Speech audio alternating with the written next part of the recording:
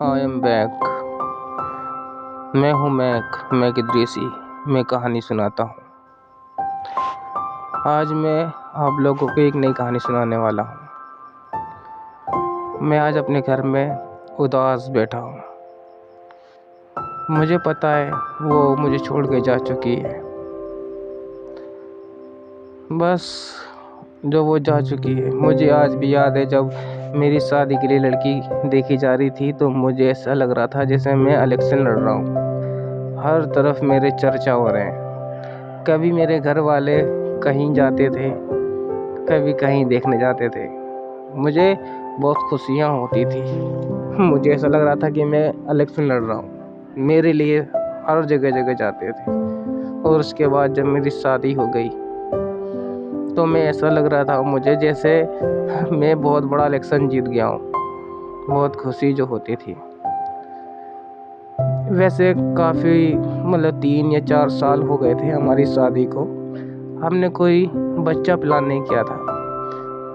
अरे भाई, मैं इतना कमाता भी नहीं था, इतना नहीं कमा पाता था, इसलिए मुझे लगता था कि प्लानिंग बहुत बड़ी चीज़ है।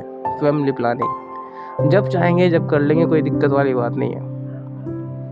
लेकिन लोग बाग हमें टोकने लगे कि अरे यार, एक तो होना चाहिए पहले, फिर बाद में दिक्कत हो जाती है, परेशानी हो जाती है। पहले तो एक तो होना ही चाहिए, उसके बाद 5-6 साल का गैप ले लेना, कोई दिक्कत वाली बात नहीं है, मगर पहला तो होना चाहिए।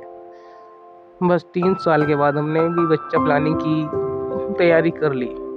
लेकिन हमें पता चला यार, ऐसा कुछ हो नहीं पा रहा है। हम समझ में नहीं आ रहा ये हो क्या रहा था। इसीलिए हम दोनों ने सोचा कि यार क्यों ना डॉक्टर के पास जाया जाए। इसीलिए हम लोग डॉक्टर के पास गए।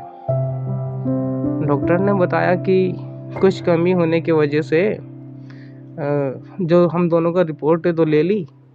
और रिपोर्ट लेने के बाद उसने बताया कि मेरी वाइफ कभी मां नहीं बन पाएगी। और ये बात मेरी वाइफ को पता चल गई और वो जब से उदास रहने लगी। मैंने अपने बीवी से बहुत मुझे समझाया कि अरे नहीं यार, ऐसा कुछ नहीं होता है। और रही बात, क्या ज़रूरत है हमें इसकी करने की है? अरे तुम्हारी खूबसूरती ख़त्म हो जाएगी। तुम्हें पता है, एक शरीर के अंदर से दूसरा शरीर निकलता है, तुम्हें पता है? सारे तुम बेकार हो जाओगी। तुम छोड़ो उन सब बातों को। तुम उदास मत बैठा करो, मैं तुम्हें उदास नहीं देख सकता। अरे कोई बात नहीं, नहीं है तो क्या हुआ, इस ज़िंदगी इसी से थोड़ी चलती है। हम अनाथ आश्रम से ले लेंगे, कोई दिक्कत वाली बात नहीं है यार। लेकिन मैं भी चाहता था कि यार हो, लेकिन अब मेरी वाइफ के नहीं हो सकती तो मैं तो उससे बहुत प्यार करता हूँ ना, मैं तो उसके साथ रह सकता हूँ। तो इसीलिए मुझे कोई दिक्कत नहीं थी उस बात से। लेकिन मेरी वाइफ हमेशा परेशान रहती थी कि यार मैं इन्हें बाप होने का सुख नहीं दे सकती। वो बस अपने आप को कोसती रहती थी। मुझे बहुत बुरा लगता था। मैंने उसे मनाने की बहुत कोशिश की, लेकिन वो मानती नहीं थी। लेकिन मैं उसे कभी उसे हंसाने के लिए कुछ पागलपंती कर दिया करता था। कभी उसे इधर लेके जाता था घुमाने, कभी उधर लेके जाता था घुमाने, बस इसलिए कि उसका मन लग जाए, वो उन बातों को भूल जाए जो मैं नहीं चाहता हूँ वो याद करे, वो फिर अपने दुख में शामिल हो जाए। इसलिए मैंने उससे वादा करा कि देख, हमारी लाइफ में कभी भी कुछ भी हो, जैसा हमारे बीच में आज भी प्यार है, ऐसे ज़िंदगी भर रहेगा। इस बात को मत समझना, अगर नया मेहमान नहीं आएगा तो हम दोनों के बीच में कुछ दरार आ जाएगी या हमारा प्यार कम हो जाएगा, ऐसा कभी नहीं होगा। ठीक है ना? मैंने उसे बहुत समझाया, वो समझ भी गई और थोड़ी बात बहुत भूल भी जाती थी। लेकिन उन जख्मों पे उन जख्मों पे मरहम लगाने वाले तो वो बहुत कम थे, पर उस जख्म को ना कुरेदने वाले बहुत सारे थे। जब भी कोई भी कहीं मिलता था, अरे तुमने बच्चा प्लान नहीं करा, अरे इतने दिन हो गए, इतने साल हो गए, ऐसे कह दिया करते थे। और वो सारी बातें याद आ जाती थी मेरी बीवी को और वो परेशान हो जाती थी। बस इसी वजह से मैंने रिश्तेदारों के पास जाना छोड़ दिया कि उसे दुख ही ना हो। कुछ दिन के बाद डॉक्टर का फिर से फ़ोन आया और कहा कि भाई ऐसा करो, तुम वापस हॉस्पिटल आओ और मैं तुम्हें कुछ बताना चाहता हूँ। मैं और मेरी वाइफ दोनों वापस अपने उसी डॉक्टर के पास गए और डॉक्टर ने बताया कि मेरे जो असिस्टेंट हैं उन्होंने ना आपकी रिपोर्ट बदल के दे दी थी। वो किसी और की रिपोर्ट थी जो मैंने तुम्हें बताई कि तुम्हारी मैसेज जो है माँ नहीं बन सकती, तो इसीलिए मुझे शक है। ऐसा करो दोबारा से रिपोर्ट दे दो। और हमें तो पता ही था कि चलो कोई बात नहीं, एक बार दे देंगे, क्या फ़र्क पड़ेगा। बाकी तो हमें पता ही है क्या होने वाला है। हम लोगों ने रिपोर्ट दी और रिपोर्ट देने के बाद फिर उस डॉक्टर ने बताया कि तुम्हारी वाइफ में कोई कमी नहीं है, तुम में कमी है, तुम बाप नहीं बन सकते। उसकी तुम्हारी बीवी तो माँ बन सकती है मगर तुम बाप नहीं बन सकते। और बस मेरे पैर के नीचे से जैसे ज़मीन खिसक गई हो। ये बात वहीं से चली थी और फिर वहीं आके खड़ी हो गई। पहले वो उदास थी और अब मैं उदास था। अब हम दोनों चुपचाप घर चले आए। मेरी बीवी ने मुझसे कुछ कहा नहीं मगर लेकिन मुझे ऐसा लगने लगा कि यार जैसे मैं उसे समझाता था कि कुछ नहीं होगा, हमें किसी चीज़ की ज़रूरत नहीं है, वो सारी बात अब मुझ पे आ गई थी। मैं क्या करता। मैंने अपनी वाइफ का हाथ पकड़ा और उससे बोला कि यार किस्मत में नहीं है तो क्या हुआ। जब हमें ये पता चला था कि तुम माँ नहीं बन सकती तो मैंने तुम्हारा साथ नहीं छोड़ा था। तो लेकिन तुम अब उदास क्यों रहती हो? तो अब तो तुम्हें पता है तुम माँ बन सकती हो। तो मेरी वाइफ ने कहा अगर फ़ायदा क्या हुआ, मैं माँ नहीं बन सकती थी तब भी वही बात थी, अब तुम बाप नहीं बन सकते तब भी वही बात है। लेकिन मैं बिना बच्चे के रह नहीं सकती और तुम मुझे माँ बना नहीं सकते, तो इसीलिए मैं कुछ नहीं कह सकती, जाओ मुझसे बात नहीं करो। अब दिन पे दिन हमारी उदासियाँ बढ़ने लगी थी। मैं अपनी वाइफ को समझाना चाहता था कि यार जब भगवान ने हमें ये खुशियाँ दी ही नहीं है तो अब हम इन खुशियों को कैसे पा सकते हैं। हाँ लेकिन मेरी वाइफ मुझसे मेरा हाथ पकड़ी और फिर छोड़ के और दूसरे कमरे में जाके सोने लगी। मैं उसके पास जाता था बातें करने के लिए, लेकिन मुझसे बात नहीं करती थी। जहाँ मैं बैठ जाता था वो वहाँ से उठ के चली जाया करती थी। मुझे साफ साफ नज़र आता था शायद वो मुझसे नाराज़ है या अपनी किस्मत से नाराज़ थी।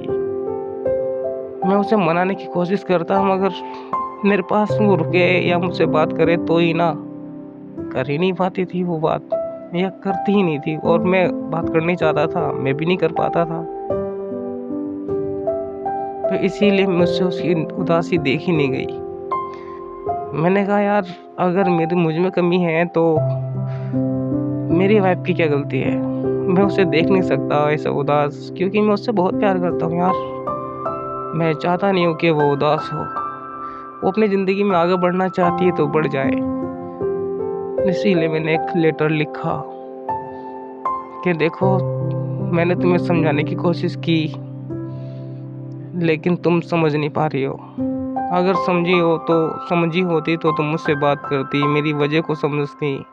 जो मैं समझाना चाहता था वो तुम समझ सकती थी, लेकिन तुम समझना ही नहीं चाहती हो। तो इसीलिए मुझे बड़ी दुख के साथ कहना पड़ रहा है। और मैं इस लेटर में लिख रहा हूँ ये कि तुम्हें जाना हो मुझे छोड़ के तो तुम चले जाना, बढ़ जाना अपनी ज़िंदगी में आगे। और ये डिवोर्स पेपर पे मैंने साइन कर दिए हैं और तुम इन डिवोर्स पेपर पे साइन करके और चले जाना। मैं तुम्हें दुखी नहीं देख सकता। मैं तुमसे बहुत प्यार करता हूँ ना, इसीलिए। और मैं तुम्हें जाते हुए भी देख नहीं सकता हूँ। मैं अपने ऑफिस जा रहा हूँ और जब तक मैं आऊँगा तो तुम चली जाना। मैं तुम्हें ढूंढने की भी कोशिश नहीं करूँगा। मुझे पता रहेगा कि तुम अगर इस घर से चली गई हो तो क्यों गई हो। और अब मैं अपने घर पे आया हूँ और मैंने देखा मेरी वाइफ नहीं है। मुझे पता है वो कहाँ चली गई।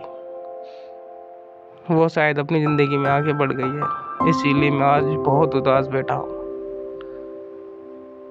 मुझे अपनी किस्मत से भी बहुत शिकायत है और शिकायत मुझे उस भगवान से भी है। इतनी शिकायत के मैं समझा नहीं सका अपनी वाइफ को। लेकिन मैं तो इतना चाहता था कि जब मुझे ये पता चला था मेरी वाइफ नहीं बन सकती थी माँ, तो मैंने उसको कभी साथ नहीं छोड़ा था। और मैंने उससे वादा भी किया था कि हम लोग साथ में रहेंगे, चाहे तुम में कोई कमी हो या ना हो, कोई फ़र्क नहीं पड़ता। मैं उसका साथ देना चाहता था, उसे ज़िंदगी भर अपने साथ रखना चाहता था। अगर लोग बाग उससे गलत कहते थे कि तू नहीं दे सकती है, बच्चा नहीं दे सकती है, तो मैंने तो एग्री किया था। लोग तो मुझे भी कह सकते थे ना, तू बाप नहीं बन सकता, फलाना ढिमकाना, कुछ भी कह सकते थे। क्या उसे ही बुरा लगता था? मुझे बुरा नहीं लगता था। खैर, मैंने अपने प्यार को जाने दिया, अपनी वाइफ को जाने दिया, और आज वो चली गई। इतने में गेट बजा। मैंने गेट खोला तो मेरे सामने मेरी वाइफ थी। वो मेरे गले लगी और रोने लगी, और रोते रोते कहने लगी, देखो मैंने बहुत सोचा लेकिन मैं जा नहीं पाई, क्योंकि जब मुझे पता चला था कि मैं माँ नहीं बन सकती हूँ, तो तुम भी तो मुझे छोड़ सकते थे ना, पर तुमने मुझे नहीं छोड़ा। और आज जब यही बात तुम पे आ रही है तो मैं कैसे सेल्फिश हो गई। मैंने क्यों अपने बारे में सोचा, क्यों तुम्हारे बारे में नहीं सोचा? मुझे बहुत बुरा लग रहा है, इसलिए मैं तुम्हारे साथ रहना चाहती हूँ। हमारे बीच में कोई बच्चा हो या ना हो, कोई फ़र्क नहीं पड़ता। अब हम दोनों साथ में रहेंगे, हमारी एक नई ज़िंदगी शुरू करेंगे दोबारा से, फिर से। तुम कहते थे ना हम अनाथ आश्रम से बच्चा ले लेंगे, तो इसीलिए हम अनाथ आश्रम से बच्चा लेंगे, उसे पालेंगे, ठीक है? और वैसे भी अपने बच्चों को तो सब पालते हैं। अगर दूसरों की बच्चों की ज़िंदगी तो बेकार ही होती है बिना माँ बाप के। अगर हम किसी के बच्चों को, जिसके माँ बाप को पता ही नहीं है, उसके माँ बाप के उन बच्चों को जिसकी ज़िंदगी ख़राब होने वाली है, क्योंकि उनके माँ बाप तो है ही नहीं ना, इसीलिए उनकी ज़िंदगी ख़राब होनी तय है। अगर हम उनकी ज़िंदगी को संवार दें अपने पास लाके, तो ये एक पुण्य का काम होगा, एक सवाब का काम होगा। क्यों ना हम वहाँ से बच्चा लेकर आ रहे हैं, हम उसे पाल के खुश हो जाएंगे। हम दोनों गले लग के खूब रोए, और वो हमारा आखिरी रोने का दिन था। और फिर हम दोनों लैपटॉप पे बैठे और चाइल्ड एक्सेप्ट करने की एक वेबसाइट खोली, और हमने अप्लाई किया एक नया बच्चा। और अब हम जा रहे हैं उस बच्चे को लेने। बस यही थी आज की कहानी, और मिलते हैं हम किसी और दूसरी कहानी में। Okay bye, have a nice day.